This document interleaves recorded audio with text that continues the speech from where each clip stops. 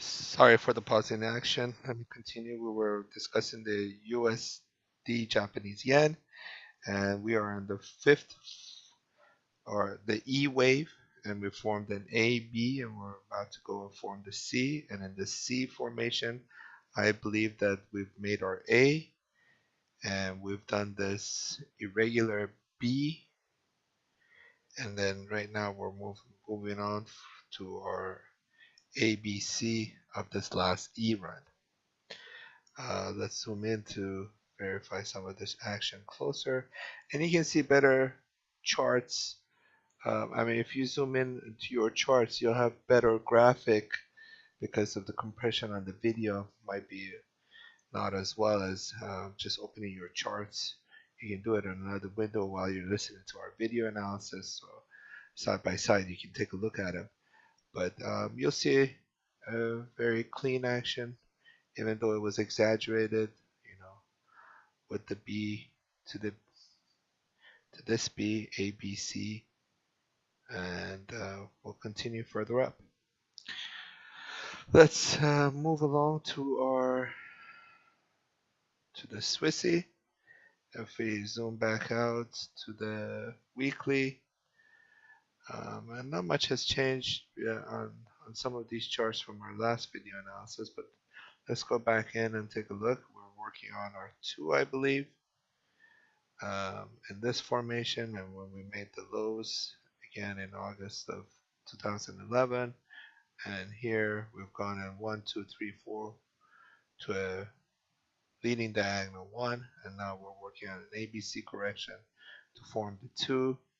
We zoom in on the daily.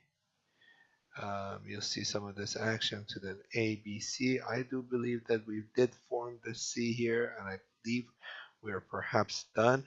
And this is the start of the bullish run up for the Swissy. Again, we have to take out some of these highs to confirm that. And you have a major trend line to the downside that we've just tested and broke through momentarily, and we're again testing it. This is going to be key to see if we can keep up the momentum to the upside. Moving on to the 4-hourly to see how this beginning wave is working on. I believe we're working to form our 1 here to a 2 of our next wave. And as you can see, we've broken some of these trend lines to the downside, and the action is pretty clean, except for a couple of these off the chart sort of actions that happen again during the Fed announcement, the Euro Fed announcement.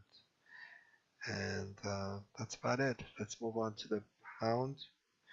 At any point, if you guys have any further questions while you're watching the videos or anything else, do feel free to email us with any of your concerns, and we can hopefully try to answer why we're taking such a stand, and we can have a dialogue back and forth and discuss these counts, and it's maybe both educational for us as well as you, or you can discuss it in our trading room.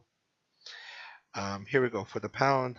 If we look back, we've done a 3 here, and we've ended the 4, or perhaps as an alternate count, this could be, um, this could be an A, B, C, D, E sort of formation forming out, but we will have to wait and see. I don't like that count because I like within a triangle, there is definitely an equality of not only waves but time.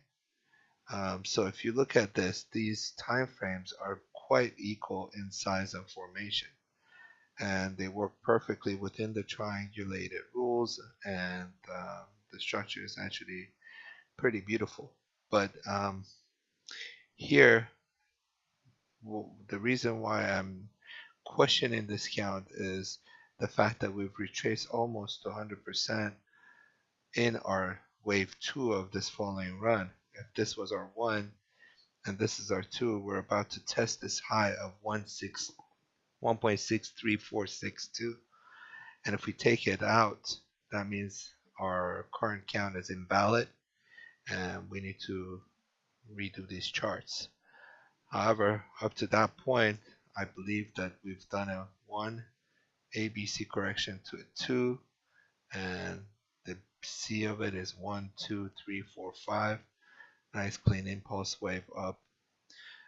But then again, all of these we have to wait and make sure that our wave formation validates our counts, and the price action also uh,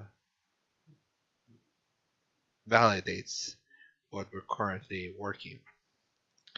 Let's zoom into the 4-hour, take a look at it in further detail. You also see some wild swings here, less exaggerated than in the euro pairs, obviously, because the pound and the Swiss weren't as affected. Uh, but you'll see that here, I believe that we formed a 2, and we've gone down to a 1, 2, and working down to go below. This action is very sideways, and it's not typical. It could start a 1, 2, and then move down sharply. And if we do get that sharp drop here, it's definitely going to validate this count. If we take out at any point any of these highs close to the top, 1.625 in that neighborhood, then you definitely have an incorrect wave, and all of these have to be reevaluated. But for now, this concludes our Forex um, currencies video analysis for this week.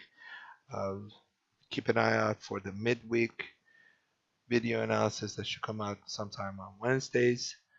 And we look forward to seeing you in our trading rooms. Thank you, good luck, and be extremely cautious. Again, Elliott Wave is a great tool.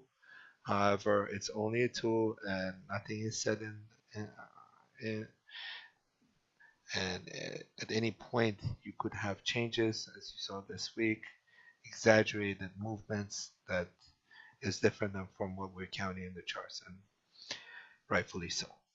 Thank you and good luck. Good fortunes.